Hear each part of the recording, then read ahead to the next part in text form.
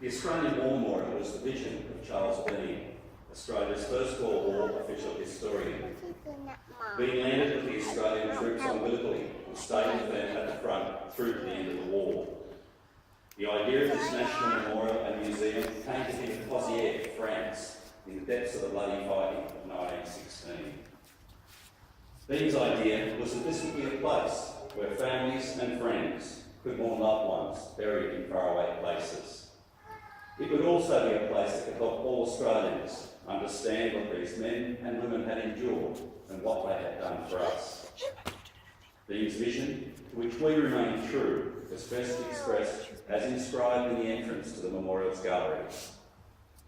Here is their spirit, in the heart of the land they love, and here we guard the record which they themselves made.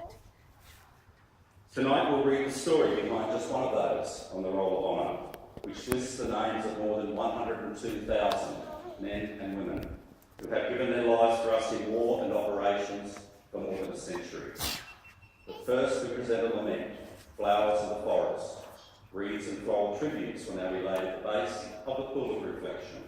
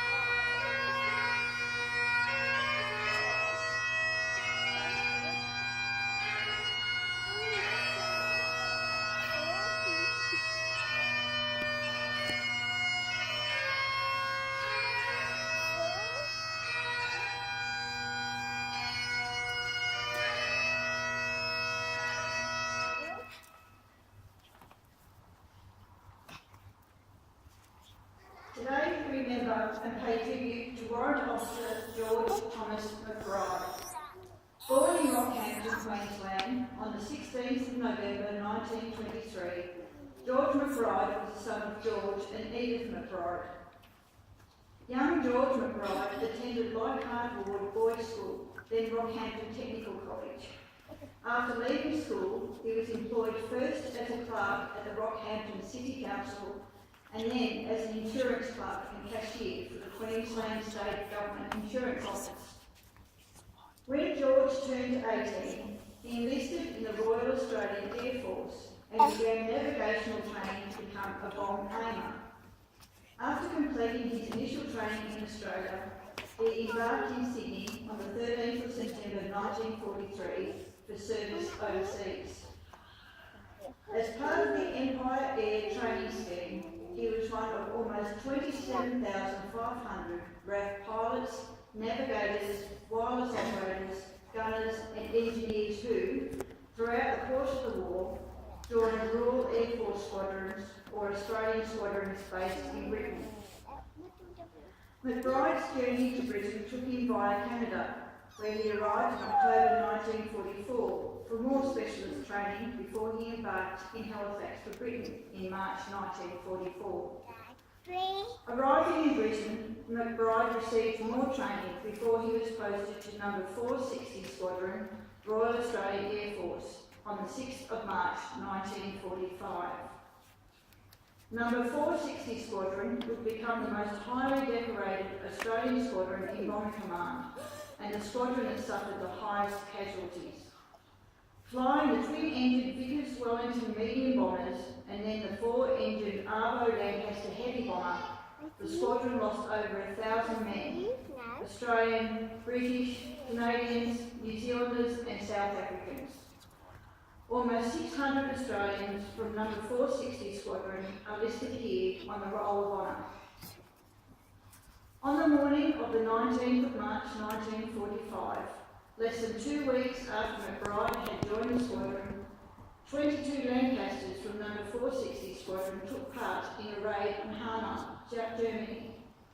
As they returned from the mission, low cloud cover reduced visibility over the home airfields of the Bomber Command squadrons in Lincolnshire, England.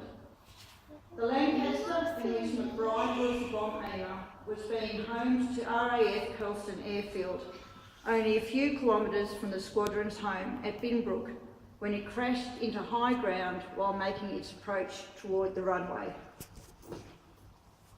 McBride and all 6 of his fellow Australian and British crewmates were killed. They were Australians Pilot Officer Geoffrey Brown, Flight Sergeant Llewellyn Grant, Flight Sergeant Jack Stacey, Warrant Officer Alexander Moss, Flight Sergeant Rex Shod, and British Airman Sergeant Jack David. George McBride was 21 years old.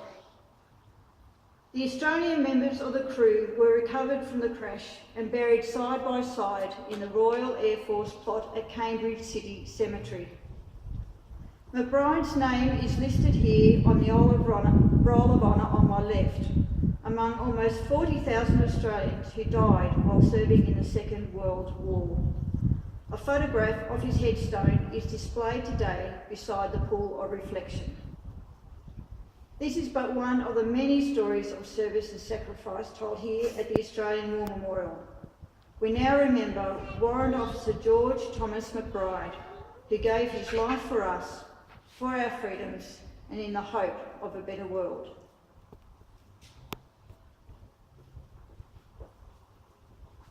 Please stand for the reading of the ode and the sounding of the last post.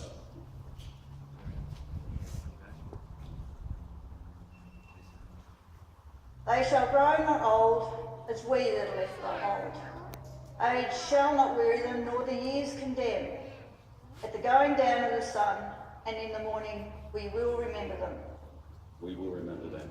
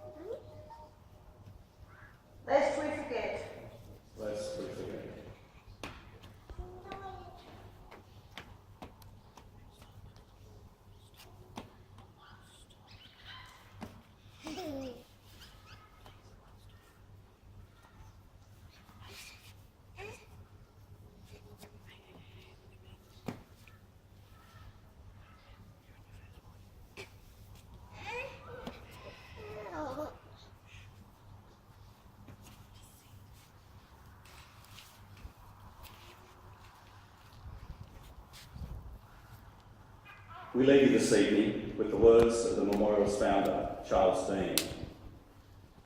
Many a man lying out there at Poziere or in the low scrub at Gallipoli, with his poor, tired senses barely working through the fever of his brain, has thought in his last moments, well, it's over. But in Australia, they will be proud of this. Ladies and gentlemen, that concludes this evening's last post ceremony. We thank you for visiting the Australian War Memorial and wish you all a very good evening. Thank you.